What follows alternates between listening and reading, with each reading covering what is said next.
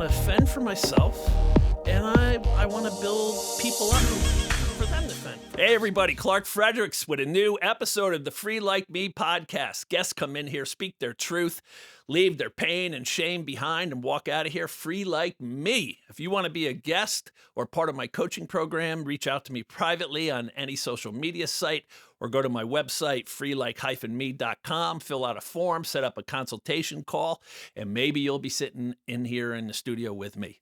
My book, Scarred, comes out July 29th. We are recording this episode late June, so it's 1 month away. So head over to Barnes & Noble, Amazon, Goodreads, and pre-order your book now. It's going to be here before you know it. And this week, man, I am super pumped for this. We even got an audience to watch this podcast because people are pumped to hear this. Jody Plauché, back in 1983-84 range, had a very famous case. He was kidnapped by his karate instructor, abused across the country. And when they were bringing the guy back to Baton Rouge, Louisiana for trial, his father was on a payphone in the airport, turned and shot the guy dead. And I have Jody here with me today, and we're going to hear about his life and his journey and what he thinks about what his father did. Jody, welcome to the show, brother. Thanks for having me. This is an honor for me, man. We've been Facebook friends for a while, and I knew your story. And as soon as I started a podcast, I was like, man, I got to get that dude on. Like, it's a killer story, and literally and figuratively. And here you are, man. I'm honored that you made the trek up here. All right, so it can be an emotional wreck. Like, I've been a crybaby this whole trip up here. So 27 years ago, I started working at an agency called Victim Services Center of Montgomery County in Norristown, Pennsylvania. And they had their 50th anniversary Thursday night. And so that's why I'm up here. So since I was here, I was like, hey, let's do this. Yeah. So, awesome. Just shot over from PA instead of, you still live in Louisiana? I still live in the same house I lived in 1984, Baton Rouge, Louisiana. It's me and my mother. My little brother lives across the street. So, all the four kids are still in Baton Rouge. In the opening, I gave a hint. Well, I pretty much said what your father did.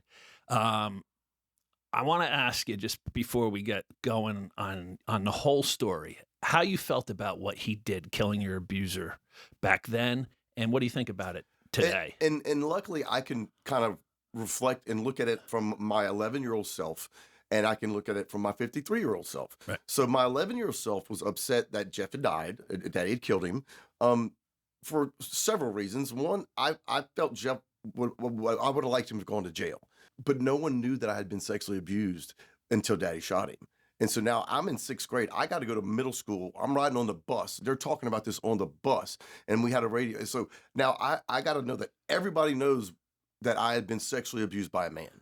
Right. And in 1984, it wasn't talked about. It wasn't dealt with. And so I had to kind of live with that. And right. now I'll say every Father's Day, we just had Father's Day. My dad blows up on social media. I get tagged 17,000 times. I normally gain 1,000 followers every Father's Day. And it's just, to me, the video stands as a symbol of justice. And so the fact that my dad stands for that I'm proud of. People always, scream like, what I did, what your father did, that, if it happens to my kid, that's what I would do. But they don't take into account, like, if they get a 20 to 30 year life sentence and they're taken away from their child who needs their parent after what they went through, that they're no longer there for them. And actually, that's the name of my book is Why, Gary, Why? And that was the question the officer was asking my father. He knew that Jeff had sexually abused me because he's the one that told my dad.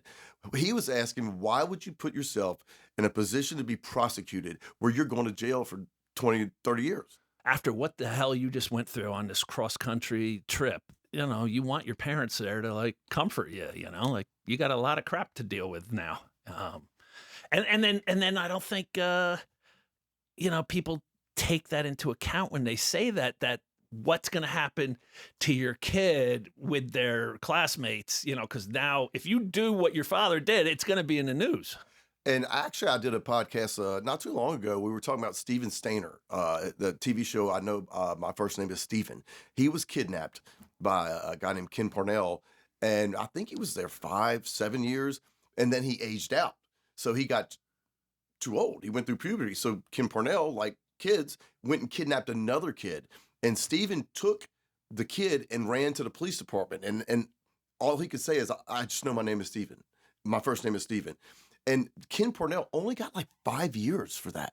So that was kind of like 1981. So we're in 1984. My dad thinks this guy's going to get a slap on the wrist. So my dad was like, nah, ain't going to happen.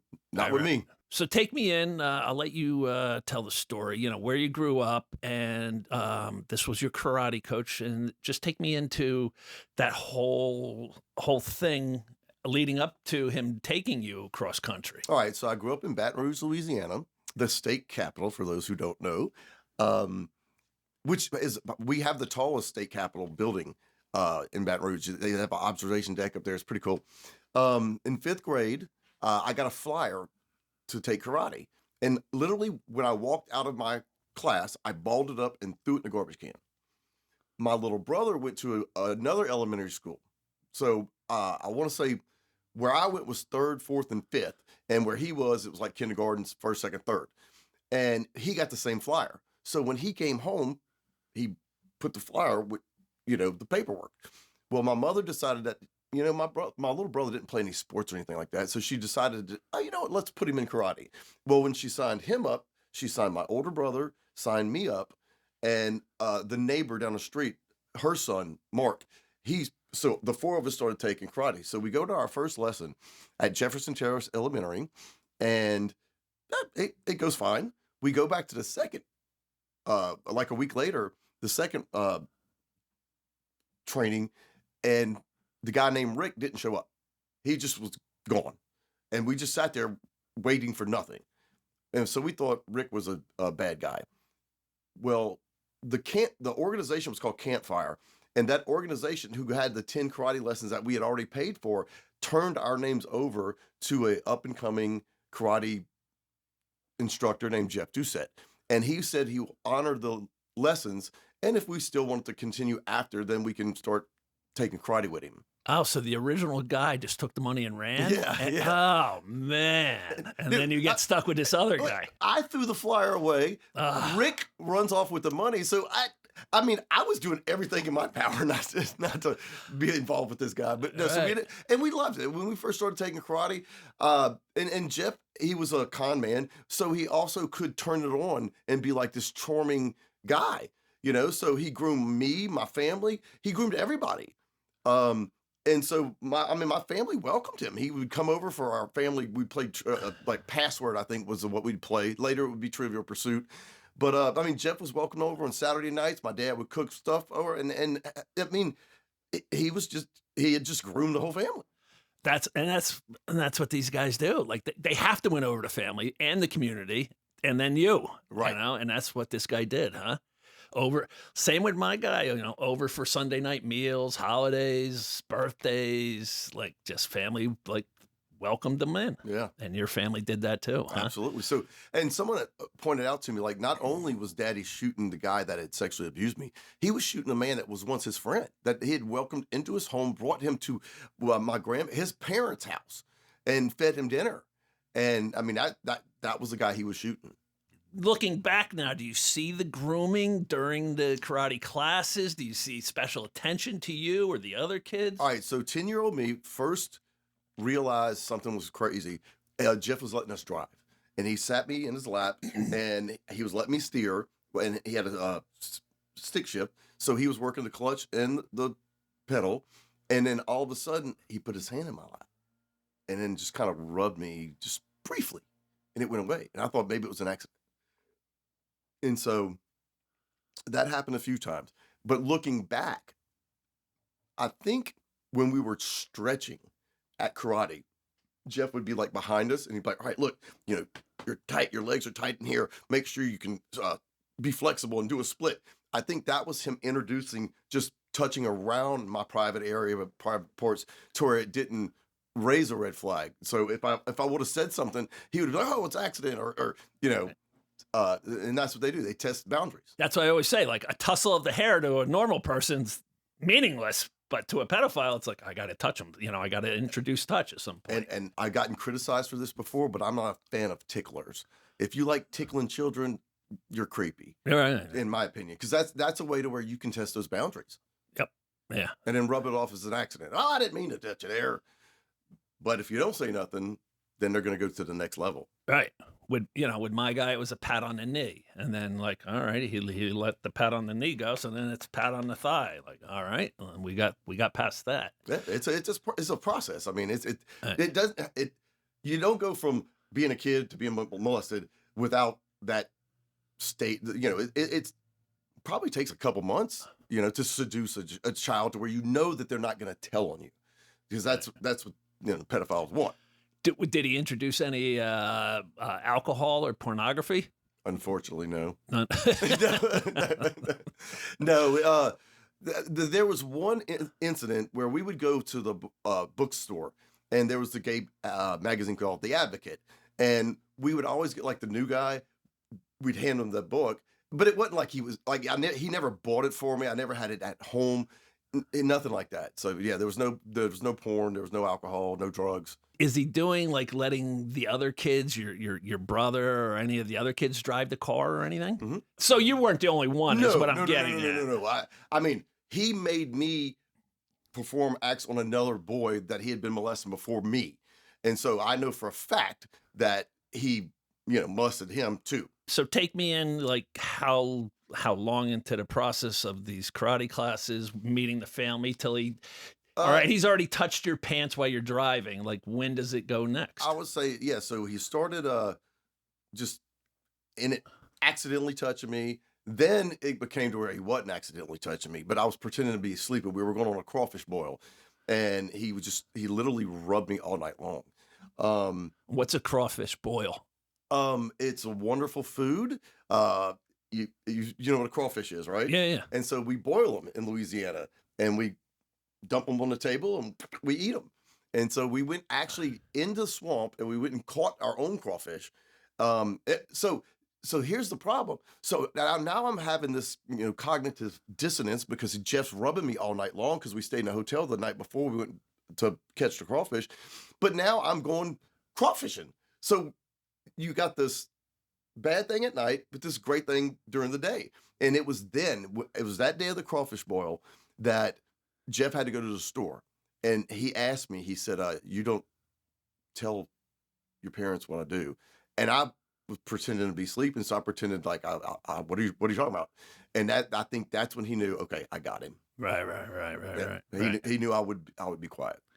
Wow. Because then he escalated. Then we were on a trip in April of '83 in Houston, Texas, and that's when he first performed oral on me. And then it would have been in May, a month later, where he first actually had intercourse. Yeah. And is he threatening you after the oral or the intercourse? Nope. This is our secret. Nope. He didn't have to. After that first time, and you said, I don't even know what you're talking about. Yeah, that he knew he had me. Right. So what did he do? He went to your parents and said, "Hey, I want to take Jody on a crawfish hunt." And all right. So we were all part of the fighting team. So we had a karate class, but there were certain individuals that were good that we would go fight in tournaments. So he would take us to Houston. He would take us to New Orleans. We fought in Baton Rouge. And so that's kind of how he would lure. I mean, my dad went to Houston with us. Like and so you're looking at like 8, 9 kids that he would take together, but he always had his special one. He'd always send them to the store. He'd be like, here, take some money, go get some candy. And then that's when he would do what he did with me. Touch you and stuff. The problem is we end up like respecting, loving our abuser. Like before they abuse, like we respect them and we love them and they're great and they're funny and they're gregarious, charming, and all that. And then like when the abuse happens, it's just like it makes such a shift in your mind. Like you don't even know how to comprehend it. And luckily for me, I lied until the hospital report came out. But I was never faced with a situation where my parents didn't believe me. My parents, once we got the hospital report back, I told the truth and they believed me. They didn't blame me. I never blamed myself. Luckily, my mother had taught me. There was a TV show in 1981 called A Fallen Angel, and it had to deal with child porn. And so she let us watch it, and she explained to me that there are grown-ups that will take advantage of children. And I remember when Jeff first started touching me when I was driving the car, I remember thinking, he's like Howie. He's like one of those guys. But I still remained quiet because I knew if I would have told my parents, it would have upset them. So looking back, is that one of the key reasons why you remained silent? Was I didn't want to upset my parents? Absolutely, 100%. I used to tell people, I was like, I knew my dad would kill him, so I kept quiet. And that's exactly what happened when my dad found out. So it was a few months into the karate when he did first like performed oral. Yeah, so we probably started taking karate December, January, 82, 83. And so he started touching me. The Crawfish Bowl was in March. The first time he performed on me was in April in Houston, and then May was when the raping started. So and where was that at? Was that in a hotel? No, that was in the karate studio the first time, actually. Really? How did he get you separate? Just after class, or you know what? I don't remember the details. It probably was after class or before class. And he would do this as well. Like we'd be doing like exercises, and then in the middle of karate, I mean, we'd have 20 people doing karate, jumping jacks and stretching, and he would just tell me to go to the bathroom, and then he'd go in there, do what he had to do, then he'd go back in there and teach karate, and no one knew. They get brazen, like they get, like you would think they'd be nervous and scared all the time. Like they're brazen about what they do. He was such a sociopath. Like, I mean, he had no soul. He had no empathy, compassion, nothing for nobody. It was all about his interests. Sexual desires. Yeah, his sexual desires. So how long does this go on for before he abducts you? All right, so again, he starts touching me February, March, April, then May. So all the way till February of 1984, because that's when he abducted me. And he had been abusing me pretty much every day from May to when he kidnapped me. Almost every day. Almost, sometimes 3 times a day. And it would whatever whether it's just touching or oral or was it rape almost every day? It was rape every day. Really? Yeah. Wow. And are your grades suffering? Are you School's my safe place. Yeah. I had 6 A's and a B. Wow. Yep. And like no self-harm, Nope. no cutting. Nope. Nothing to give any indications that you're troubled. No one had a clue. Right. I recall this moment in my book, but I thought it was kind of funny. I remember my first day back. All right, so Jeff had dyed my hair. I had blonde hair. He dyed it black. So we had to dye my hair back to gold, and I looked like a golden retriever. Like, it was terrible. So I go back to school for the first day. Well, everybody didn't know that I'd been kidnapped. So I walk up to my friends, and they were sitting on the stage, and they're looking at me like they didn't know what to say. And I finally looked at them and said, "What? Y'all looking at me like I've been kidnapped or something." And then they started laughing, and they let them know. So when I walk into the homeroom, there's a big sign, "Welcome back, Jody," and all the kids signed it. And then there was a current event board where they had a news story, and it said, "Boy in plastic bubble." Remember the movie John Travolta? Yeah. It said, "Boy in plastic bubble dies." And there was my picture next to it so I had signed someone's like notebook, and it had my signature and my picture next to the "Boy in a plastic bubble dies." And I just looked at the class and said, "Well, y'all don't give me much of a chance, did y'all?" and then everything just kind of got back to normal. And that was it. Huh? Yeah. And then you had one person who just like bullied you back then, right? I had one guy that did say something kind of inappropriate, and he said it in front of my it was a PE class, and he said it in front of all my classmates, and he was about to get dealt with when he got off the bus. I mean, like literally when he got off the bus at the bus stop, he ran home because my friends were gonna take up for me.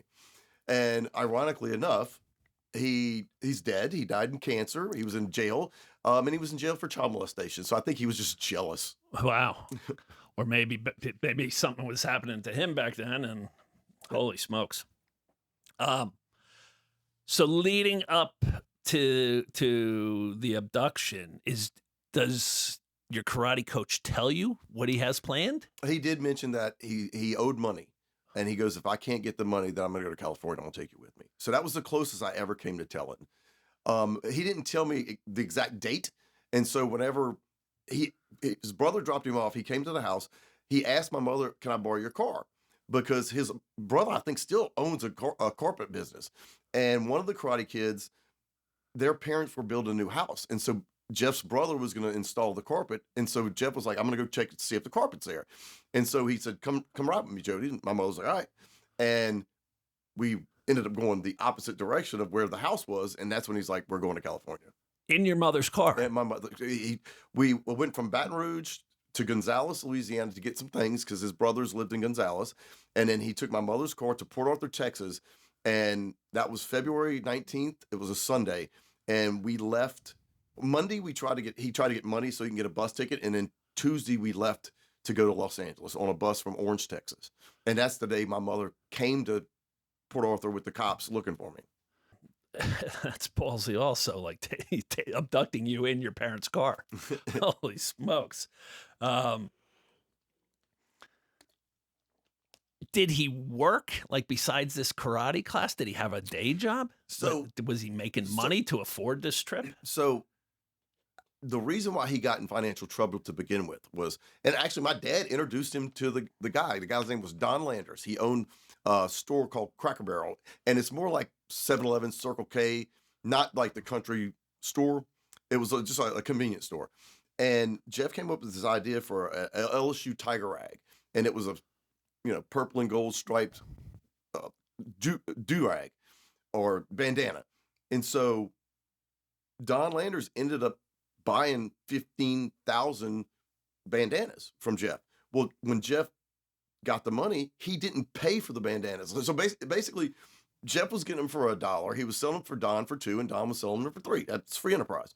Well, when Don made the $15,000 order for 15,000 bandanas, Jeff took that money and went and spent it and didn't buy them. So Don wanted his bandanas. So that's why Jeff actually left the country, or the Baton Rouge, because he had been writing bad checks and he had embezzled from Don Landers, and he was facing a court date. So that's why he left. He wasn't married? No kids, married? No. Did he drink or do drugs? No. You would, you know what? There you go. There's something positive about Jeff. He didn't drink or do drugs. And actually, he used to always call my dad an alcoholic. He would call your dad an alcoholic? Well, he was. Oh. No, so one time, A&E did a story with my dad, and they called him. They were like, "Well, Gary being upset about what he found out about his son," and Bill Curtis, and an alcoholic shot Jeff Doucet. And so I called my dad after. I was like, I thought it was good. He goes, "I didn't like it." I said, "Why did you like it?" He goes, "Now, at this time, my parents are split up because of his drinking, right?" And he goes, "They called me an alcoholic." I said, "Well, you are." He goes, "I didn't want your mama to know." You're split up. I think she probably knows, right? Yeah, she's aware. Right. I mean, are you scared? No, or it's normal already. What's going on between you two? I loved it. I got to go to Los Angeles on a bus. I got to see the Hollywood sign. I went to Disneyland. I got to watch him film Hill Street Blues. So despite and nothing had really changed because Jeff had already been molesting me. So that was going to happen regardless. But I just took it in like a vacation. Right. Is he like telling you he loves you? Oh yeah. Is it a violent act, or is he trying to like I love you when we're doing? Oh no, it's I love you. I love you. Yeah. Don't tell, because what we have is special, and if you do say something, then I'll end up going to jail. And then he used some racial slurs and said that they would do that to him, but what we do is special. And I'm like, I'm kind of thinking to myself, like, that's kind of stupid, but yeah, that's what he said. And how long did this cross-country trip last? He took me February 19th, and his mugshot is February 29th. It was a leap year.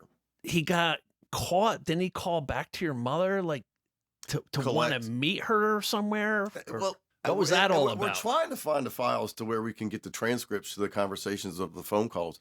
But he was telling my mother that we were in New York and that she needed to get the kids and meet us in New York. But we were in California. So, that was just kind of a ruse to throw her off the fact that we were in California, not New York. And then somehow they traced the call to where you guys were? He was running out of money. So I think he let this happen on purpose. I think we were running out of money. He didn't have a plan. So I think he allowed me to call home collect, which they immediately traced the call back to the hotel room immediately. Because my mother asked for time and charges. So for those who might be not born in the 60s or 70s, when a collect phone call is when the person you call pays for it. And my mother asked for time and charges. So that means after the call was over with, the operator came back to my mother and said, oh, it was a 20-minute phone call, and that's going to cost $38 or whatever it was back then. And so when that happened, Mike Burnett with the Baton Rouge Sheriff's Department, he got on the phone and said, look, I need to know the exact location that call came from. And he's like, I'm doing an investigation with the FBI, a kidnapping of an 11-year-old child. And they immediately gave him the information, and probably 10 minutes later, boom, freeze, please. And then I was sitting right by the door, and there were guns in my face, and it freaked me out.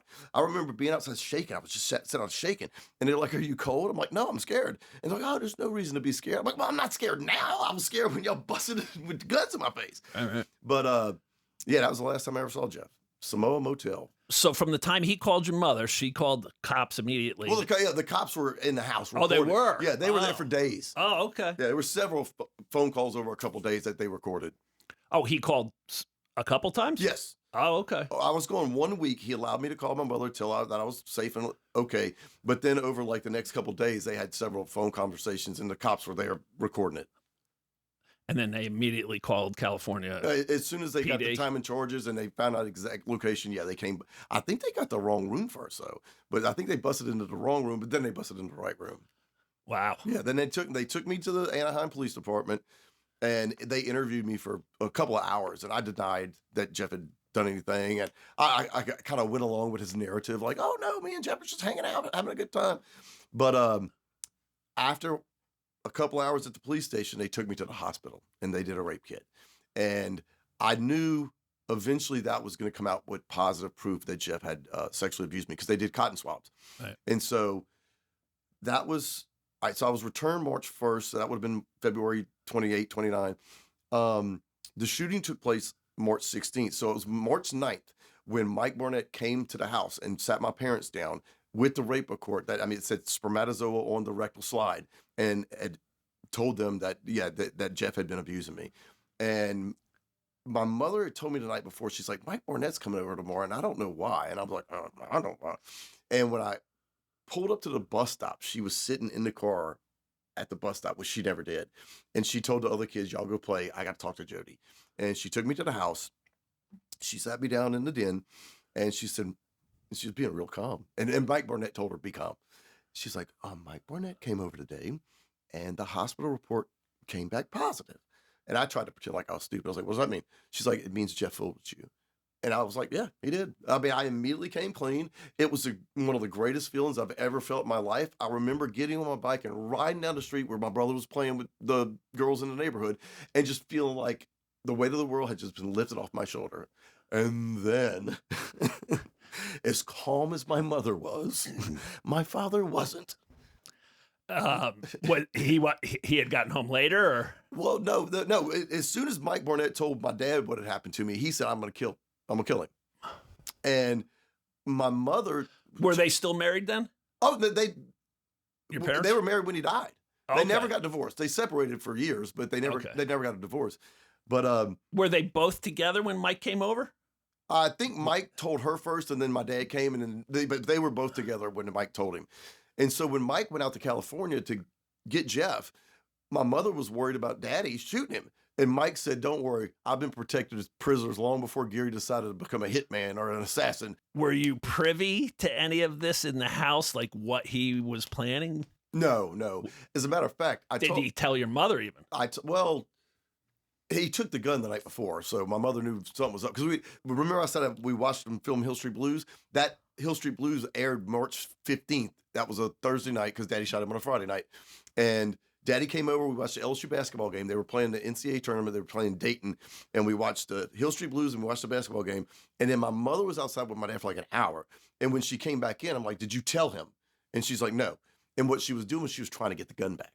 After your mother calmly, told you, did you have an interaction with your father where he was just like, I'll take care of this, son? Or no, I never spoke about with my dad. I mean, it was just kind of like, I mean, you know, male on male, man things, guy code. Do you know how he knew the exact Yep. day and time Yep. that they were coming? All right. So my dad used to work for that TV station. He worked for WBRZ Channel 2 when he was in college. And he used to go to a restaurant called the Cotton Club. That was kind of where he would entertain clients because he was a salesman. And that's where he did his business. Well, he was having lunch, and a guy named Bob Shadell, who's the program director, he looked at my dad and he said, "Hey, when they bring your boy back?" And my dad goes, "They ain't gonna tell me." And he goes, "I'll find out for you." And he went to the payphone and he made a phone call. It was an old like Superman phone booth payphone where you could close the door. It was inside the restaurant. And he called over to Channel 2 and he came back and he said, "Oh, he's coming in tonight, 9:08."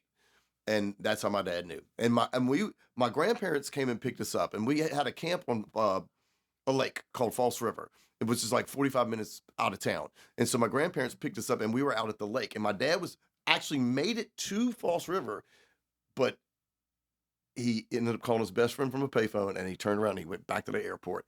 And that's when he got on. He was actually talking to his best friend when he said, "Here they come. You're going to hear the shot." And then he hung up the phone like a gentleman. So he was telling his best friend what he was going to do. At first, he didn't think they were coming because Mike Barnett came out first. Jeff and Bud, Connor was the other police officer. They stayed back. So Mike, there's about 40 people that had gathered around behind the camera. And so Mike was looking for my dad. And when you see the video first start, you can see Mike looking beyond the camera because he's looking for somebody. But they never looked to the right side. And then the wall indents about 3 feet before you get to that bank of payphones. And my dad, he knew when the lights came on. He's like, oh, he used the lights. So the lights, they're filming Jeff. And when they got to my dad, that's when he knew to turn around and shoot him. What you are about to see is some very graphic film. He was walking down the hall. This is the suspect you see on your left. And suddenly a man broke from the telephone. And as you see, they hung the phone up after, of course, having fired one shot through the head. Was he wearing a costume at all, or? I hear people say, "Oh, he was disguised in a baseball cap and sunglasses." And my dad always wore baseball cap and sunglasses. Actually, when he died, we threw like about 200 baseball caps away. And now looking back, I wish we would have saved him and I could sell them on eBay. All right. but the beard that was normal. He wore that was normal. He actually shaved the beard after the shooting. I don't think ever grew one back. But no, he had the beard at the time. That wasn't just a disguise. So they're bringing your karate coach, your abuser, through the airport. He sees the cameras across from him, like panning. So well, when the lights came on, the lights came on, so he knew. All right, because he originally told his friend, he's like, "Oh, they're not coming," because he saw Mike and no Jeff. But then Mike waved him on, like, "Okay, y'all can come on. There's no threat." And so when the lights came on, that's when he told his friend, "Oh no, here they come." He's like, You're gonna hear. He goes, "I'm pulling the gun out of my boot. You're gonna hear the shot." So when he turns around and he shoots him, he was on the phone, and then he hung it up, and then just kind of surrendered. Right. And who's the one who said, "Why, Gary? Why?" Was that Mike? Mike Barnett. Yeah. And what was his role? What was he? All right. So my mother dated Mike Barnett for 9 months before she ever met my dad, and me and him, we actually had drinks the other day, and he was telling me, like, how did Mike get involved? Because he was like, I want to say a major at the time. He normally didn't do these cases. He assigned these cases. But since my mother was friends with him, I mean, if you knew someone who was high up at the sheriff's department and your son was kidnapped, you're going to call your friend. Okay. So my dad also went to middle school and high school with Mike. So my dad would go out and see Mike, and he'd call my mom. "Hey, look who I'm with. I'm with Mike." And the funny thing is, I do that now. I'm like, "Hey, guess who I'm with? I'm with Mike." But that's how Mike got involved. Now, the other police officer, the one that was walking next to Jeff, listen to this story. So he literally got blood splatter on him when Daddy shot him. So Bud was none too pleased with my father's actions. Okay, and people like to say, "Oh, the cop set him up." No, I'm gonna tell you right now, if Bud would have stopped 10 feet and just let Jeff keep walking, I'd be like, "Oh, they're in on it." When I first met Bud, it was at LSU football game. They were playing Tulane, and Mike goes, "Hey, look, there's Bud." I said, "All right, look." He goes, "Go thank him for having your kidnapper killed." I said, "All right." I said, "Hey, Bud, I'm Jody Plauché. I just want to thank you for having Jeff set up to be killed." And he goes, "Hey, let me tell you something." He said, "F that." He goes, if I'm going to set someone up to be killed," he goes, "1, it ain't going to be in front of a television camera. And 2, I'm not going to be standing next to the person with a dude shooting like this." I was like, Good point.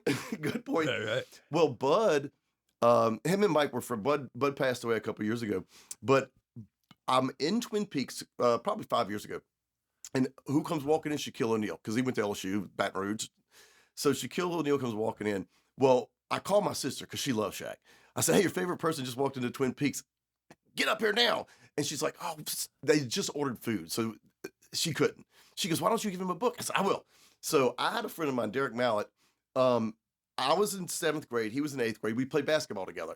Well, he was a ball boy for the LSU basketball team. And I just, that was like, would have been my dream. And so he brought me a program signed by the whole LSU basketball team, which I still have. And I had mentioned that in the book because, I mean, I was kidnapped in 6th grade. A year later, this friend of mine does something I didn't ask for. It just did something because he knew I would like it. Like, it meant a lot. And I mentioned in my book, my sister started crying. Well, D-Mac is like Shaq's right-hand guy. So if Shaquille O'Neal's at an LSU football game and they announce him and he waves and you see him walk across the field to go back to the suites, he's going to be walking next to D-Mac. So I just signed a book and I said, page 78, I mentioned D-Mac or whatever, and I sent it to him. Well, all of a sudden, the guy he was with, he was having dinner with a guy. The guy starts looking. He's looking, and I'm like, "Hey," he waves me over. "Come over." So I go over there. It was Sean Connor, Bud Connor's son. The cop that got the blood spatter on him was having dinner with Shaquille O'Neal when I sent my book over. I mean, what are the odds of that? Yeah. That's crazy. Yeah. Looking at that footage, and we're going to play it in the podcast. I mean, they're all the cops were right there. You know, your father took a risky shot, and luckily didn't hit anybody else. Well, he figured they were going to shoot him. Like my dad went there prepared to die. He was ready. Yeah, he was ready to die. I got to do this, and whatever happens. Yeah, whatever happens to me, I'm fine with. But I one of us is dying tonight, or both. Right. Yeah. Wow. Yeah. So it was a great shot, and he didn't hit anybody else. And then, I mean, so now, you know, you get back with all your classmates and you know, you're just probably, you know, getting over the hump with them about being kidnapped. And now your father does this. And then what happens at school? So we ended up taking a week off. We went to Biloxi. We went and stayed with my godfather for a week because the media, the hype. And so we just kind of left town. That was probably, the other case you mentioned, the female. I mean, was that happened after your father? 1983. 1993. That was Ellie Nessler. So your father is really the first one to have ever done something. He's an OG. This. Yeah, he's an OG. Him and what's his name? Shot Oswald. Jack Ruby. Jack Ruby. Yeah. But no, that's actually the first time since Jack Ruby shot Lee Harvey Oswald that someone had been killed in police custody. And on camera. Yeah, too. on camera. Yeah, that was the second case. Yeah. Wow. So what happens to your father? I mean, you know, he's tackled in the airport there, and they surround him. So he shot him on a Friday night. He couldn't post bail till Monday morning. So he stayed Friday, Saturday, and Sunday in Parish Prison. He got out Monday morning. They took him to a psychiatric facility to be evaluated, the lawyer. I think he was there 3 weeks to maybe a month, and then he came home, and that was it. My parents were separated. My mother took him back, and my mother's issue was his drinking. Right. And so because of the shooting, they told my dad, "You can't drink." And so she's like, "Well, if you don't drink, he's welcome home." And so he came back home, and he went 5 years when he was on probation without drinking. And I remember one night my mother came to me, and she's like, "I think your dad started drinking again." I was like, "Why?" And then this is when his probation ended. She goes, "Because he only snores when he's drunk." And he was snoring last night. In poker, it's called a tell. He's got a tell. So how, I mean, so they ended up dropping murder charges, and he just got 5 years probation. What was the charge he Well, I don't know if I should say this or not, but I just met with Mike Burnett. I told you a couple weeks ago, and he told me. So he goes, "I don't know how your dad got with Foxy." So my dad, his original lawyer was named Foxy Sanders. All right, and Foxy was actually running for DA. So Foxy wouldn't take the deal. They're offering my dad a deal, no jail time. And Foxy's like, "Nope, we're going to court." And I remember, I shouldn't say this, but the judge called the house. He's dead. So he's like, "Gary, I need to talk to you at my office. It's 10 o'clock in the morning. And so the DA and the judge and my dad met up, and they told him, they said, Foxy won't take this deal that we're offering you. And I agree with both sides. Like, if I'm Foxy, I'm not taking the deal because he'd have been the next governor. But if you're representing a man who shot someone on camera, on TV, and you're getting a deal with no jail time, you have to take it. Right. And so my dad ended up firing Foxy. He hired Anthony Marabella, who ended up being a judge in Baton Rouge. And then he pled no contest to manslaughter, and he got a suspended sentence, 7 years, 300 hours community service, and probation, 5 years probation. Wow. So he did that like 3-4 weeks at mental evaluation, and that was pretty much And what then he came home. Yeah. And then he came home. I'd see him riding a tractor because the place called St. George, it's a Catholic church and it's a Catholic school. And then like at the football fields and the playgrounds, and he went in there and he would cut the grass, and that's where he did his community service, was at the Catholic church, ironically enough. Was he able to, like, after doing this, the shooting, was he able to find work again? Oh, yeah. No, wait. People go, well, if your dad did this today, he'd go to jail. I'm like, let me tell you something. No, that's not true. My dad didn't lose his job, and he drove the company car to the airport. And the story that I was told was, and it's really a big company. I think they just, I probably don't need to say that. I think it just sold, they sold it to another company, but it was called Head and Inquist. If you watch LSU football games, the LSU coach has Head and Inquist on his headphones. So John Inquist was the founder of the company, and he was in Dallas meeting with a potential client. And the client was like, did you hear about that shooting in Baton Rouge? And John Inquist didn't know how he was going to handle it. And John was like, oh, yeah. I've heard about that. And the guy goes, they ought to give that man a key to the city. He's a hero. And John Inquist was like, you know what? He's my number one salesman. He's our employee. So he never lost his job. Right. Did this, like, once your father got off the probation and started drinking, did it like accelerate? Did it get worse because he had this like thing on his shoulders or not? My mother, I want to say, was 91, eventually left him again and went to Biloxi. She had a nice little apartment on Beach Road right next to the Beau Rivage, which got destroyed, ironically enough, 20 years ago in Katrina. And then once her apartment got destroyed, she was living in a FEMA trailer. My little brother, who lives across the street, had his second child. So they convinced her to move back home to help take care of the kids. Yeah, so they were paying her to take care of the kids. So she ended up moving back home. And it was like we were roommates, because I'd moved back in 2005, like 2 months before Katrina. I left Pennsylvania and went back home because Daddy had a stroke in April. And I had got the experience I felt I needed to kind of move on. And so she ended up moving back. And I mean, we were roommates till, he finally had another stroke, and he needed full-time care. So we had to put him in a nursing home. And what age did he die at? 68. Oh, young dude still. He had a lot of miles. Yeah. No, he had interstate, he had highway miles, not interstate miles. No, he had road miles. Yeah, he had a lot of miles on him. And did you have a good relationship after what he did? Yeah, it probably took me about 2 or 3 months before I kind of accepted him back in my life, because I was always Daddy's boy. But yeah, after that, I mean, I ended up being the all-district quarterback, second base. I mean, I played sports. I was nominated for Athlete of the Year, and my dad was always at practices. He's always at the games. He was involved. Okay. Did this affect you negatively in any way as you went through life? Was it tough, like for relationships or careers or? All right, Nicole, you can laugh at me, but no. My first girlfriend, I was a jerk. I mean, I'm still good. I didn't cheat on her or nothing like that. But I mean, I still had like these control issues, and so I wouldn't want her to go hang out with her friends. So yeah, so I can look back and evaluate myself and look at it like that. But yeah, I had control issues back then, which is not uncommon for abuse victims. Right. And we make fun of myself. I mean, I texted her last night, but I always make fun of herself because I broke up with her on prom night. It was her prom, and like one of the guys was talking to me. He's like, oh yeah, we went and skipped class and went and smoked. Oh wait, she smokes? I didn't know she smokes. So now I'm like, I would buy her a carton of cigarettes right now every day, because I mean, we were 18 and 19, And all we had to do was just hang out together later that night, and I had to go ruin it like a dope. Right.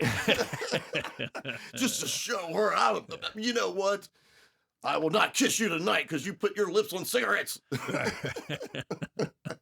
You know, I asked you earlier today, before you got here, if you were cool talking about everything. You're like, oh, yeah. Absolutely. How did you get to that point? Like, where you could talk about it? Like, because so many people are, like, locked tight with their Well, I guess abuse. the good news when your father shoots and kills someone on live television. It's all out there. You can't keep it quiet. So, yeah, I've talked about it since then. So I tell people all the time, I'm more comfortable answering the question than you are asking the question. Mine was all in the news and papers. I did a podcast last year, and it was released. So I filmed it June. It was released in July. Well, it came out at like 10 o'clock in the morning. So I got the notification that it had been released. So it was like 10 after 10. And people were commenting. They did a disclaimer. And these are like Second Amendment advocates, gun nuts. I mean, like, they're awesome. It was one of the best weekends I've ever had. But for them to actually do a disclaimer, I was proud of. And I can assure you, I was nothing like that last year that I am with you, because I know your audience is different. So I try to, speak to the audience. Right. The gun. We were watching it last night. I was making so many inappropriate jokes. Like, did you ever get therapy? They made me go for about 6 months, and the psychiatrist was like, he's good. Nowadays, what keeps you like sane? You know, do you got a daily regimen you do, or you just living life? And all right. So for the lads, since the book came out, so we're really going on almost 6 years. We've been trying to pitch it to do like a documentary series or something like that. So hopefully that'll be in the future. And you wrote a book, what, 6 years ago, 7 years ago? It was published 2019, August of 2019, called Why Gary Why. It's on Amazon. You can get the audiobook on Audible. I like it.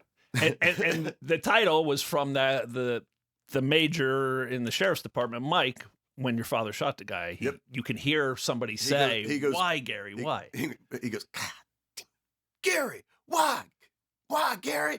And so that's when I'll tell you a funny story. I was driving for Uber when I was writing it. So before it was published, I was just working for Uber because that's what you do when you don't want to really work. And I picked a guy up at the airport, and he was kind of questioning me. And he's like, "What are you doing?" I'm like, "Well, I'm working on a project." "What project?" And I was like, I wrote a book. And he just kept asking. So finally, I said, "Look," I said, "that airport I just picked you up at," I said, "my dad shot and killed my karate teacher in that airport, and he had just moved to Baton Rouge from Ohio." And he looked at me and he goes, "Your dad is Why, Gary, Why?" And I said, "That's the name of my book." Really? He knew it instantly. That was the title I had in mind. But when he said, "Your dad's Why, Gary, Why?" I'm like, done. Oh, that sealed the deal for the title? The deal. Absolutely. So if people want to grab your book, Why, Gary, Why, it's on Amazon? Yep, Amazon and Audible. And it's Jody, and your last name is Plauche? Yep. All right, Plauché. And spelled it right and said it right. Impressive. Man, it's a hell of a story, dude. And that your father got off of it too. Didn't sit. I don't know if like what they would do nowadays. Like things have changed, but who knows? Maybe down south there. Well, Baton Rouge, yeah, it's a like different, Mike Barnett said, they weren't going to convict Gary of shooting the guy that molested his son. Not Baton Rouge. That wasn't going to happen. With a jury, yeah. How are you going to find 12 You're people? Not gonna, yeah. And that's what they were worried with me. I made this joke. I said, even if they had 12 pedophiles on the jury, there would have been one pedophile that wasn't an offending pedophile who's been like, I resisted my urges not to rape the kid, so you know what? He deserved it. So he would have still gotten off. So that's basically why they did that, is they just didn't think they could get They weren't going to get a conviction. That wasn't going to happen. Right. Especially, it's a national news thing now, and it just wasn't going to happen. Nope. Every March 16th and every Father's Day, my dad goes viral. Boom, boom, boom. It's crazy. Wow. I'm glad you're doing good. Man, so many molestation victims just self-destruct and just their lives are ruined. And, it's sad. Yeah. But that's why I think it's important. So this is why you should go read my book. I think it's important that parents talk to their kids, because like once Jeff started touching me, I knew it was never for me to be blamed. I knew it was his fault. I knew he had something wrong with him. And so I think a lot of times when it comes to sexual abuse, let's say some stepdad is molesting his 8-year-old stepdaughter. All right. She doesn't know that what's going on. Maybe knows it's wrong, but there's still going to be pleasure. There's going to be sexual pleasure. And so it's not that you're enjoying it. I mean, when Jeff would perform oral sex on me, I mean, I would still, you know, finish, but I never blame myself. So, and if they don't know, then when they become 16, 17, 18, and they start becoming sexually active, then they start feeling guilty. Like, why did I enjoy that? I shouldn't have enjoyed that. It was wrong. And so, I mean, you got to talk to your kids. And if you read my book, I go through steps and things, and just, there's a lot of good information for parents. Can't thank you enough for finally getting up here. And, you know, I've been wanting to meet you for a long time, and it's a fascinating case. And thanks, brother. Thanks for having me. And there you have it, everybody. Jody Plauché, go get his book, Why Gary Why. And his dad did what so many parents say they would do. And you got to take into account your child and what your child needs at that time. And your child needs you in their life when they've been abused. They don't need you sitting in a prison cell for 10, 20, 30 plus years. So think carefully before you do that. See you next week. Peace.